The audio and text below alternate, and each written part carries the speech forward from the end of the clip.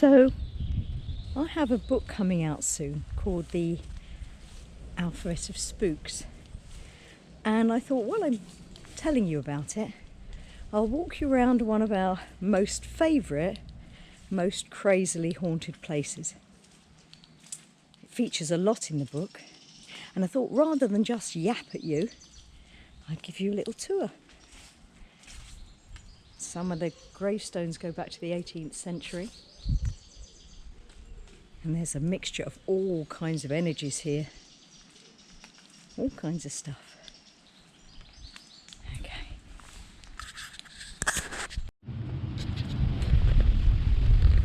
So, I have my own dog with me, because if you've got a dog, they've got to go everywhere.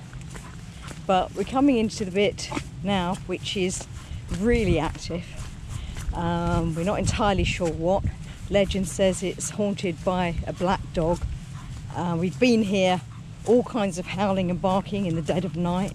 There was one occasion when it crashed all of our gadgets, crashed my GoPro, my son's phone, the spirit box went AWOL and then electrocuted him. I mean, we had a full-on, real classic paranormal event, you know, like when everything electronic goes to shit. So obviously it's pleasant today, but you come down here late at night, the energy shifts and it's a whole different space, but it's also very beautiful. Like I said, but very, very haunted. I think there's all sorts of spirits, but there's also some very otherworldly creature here. I think that has been here for probably hundreds of years, but I just show you the crossroads because it's such a cool place.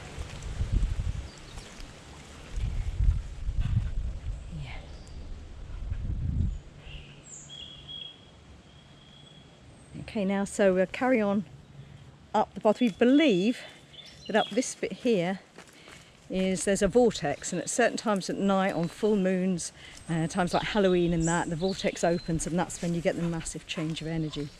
So I'll cut the GoPro for a sec and we'll go on to the quoit. So talking a bit about my book now, as we walk down to the quoit, covers all kinds of subjects, some very taboo. And one that I'd like to share is the heading of I for Incubus, about relationships and connections between the living and the dead in the form of relationships, or more so. So this particular story I was allowed to share. The young lady involved, her husband was out in Afghanistan and was a soldier, needless to say. And he wasn't due back for a while, he hadn't been around for ages, and she was really missing him. And then one night she went to bed and she had this dream, but she said it wasn't like a dream. It was really, really real. And he came into the bedroom, took his uniform off, she said, like a stripogram, and laughed. But he came into the bedroom, took his uniform off, climbed into bed with her, gave her the biggest cuddle, and then they went on to do what grown-ups do, and she fell asleep in his arms.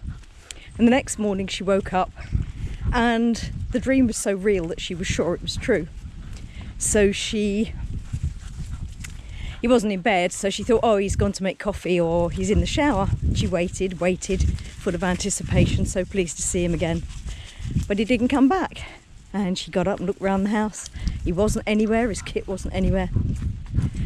What was that? She thought, oh, must have been a dream, it was really vivid.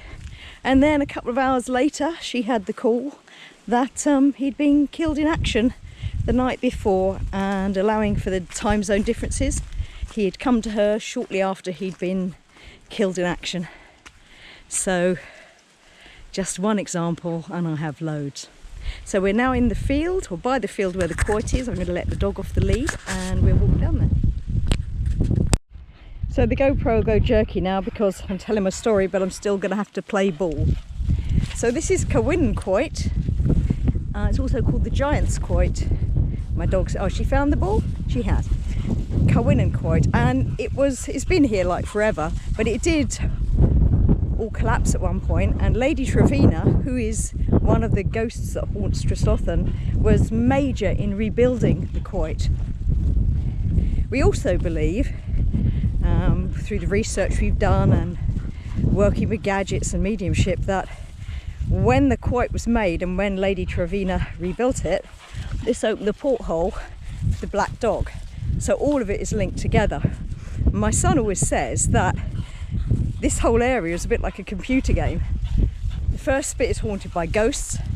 The second, which is like the boss in the computer game, is the Black Dog and all the entities that come with it.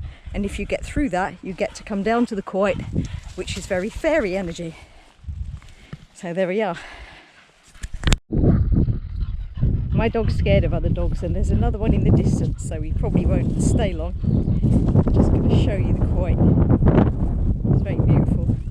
If you come here at sunset, it's a pretty amazing place. How cool is this? Even cooler when you've got a dog stood in the middle. Cornwall is full of quoits and standing stones and ancient history and witchcraft and stuff like that. And a lot of that is in my book. How's that for a shot? It's rather fantastic, isn't it? Okay, so we're going to make our way back up through the woods before Meggie gets frightened. Still heading back, thought I'd talk about a couple of the captures we've had. A while ago, I was down here with my son Joe, who's also a paranormal investigator, and his friend Lee from Froome Paranormal. And they were by the sepulchre working with gadgets, so I sort of stepped back. It was late at night. I stepped back and took a picture. And as I did, when the image came up, you could clearly see an energy swooping in over their heads into the sepulchre. And like I said, Lady Trevena is supposed to haunt here. It's always seen in a white dress, so we were quite chuffed with that. I'll put that up now.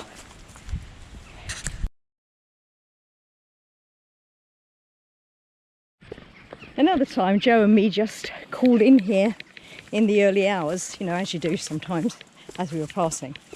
And walking through the woods, Joe suddenly said to me, "Oh my God, look at that." And in the mud, there were the biggest paw prints you've ever seen. They were, well, they were too big for a dog.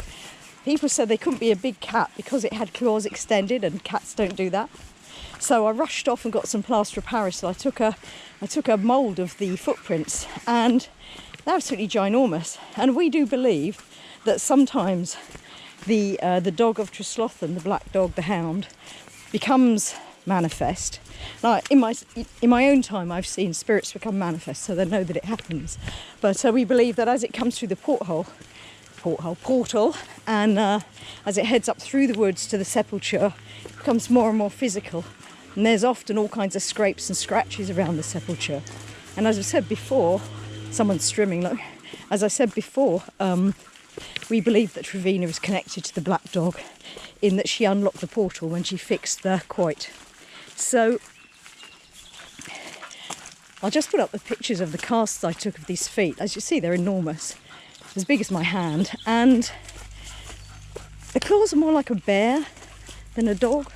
It's weird. Just have a look. Hang on, Megs.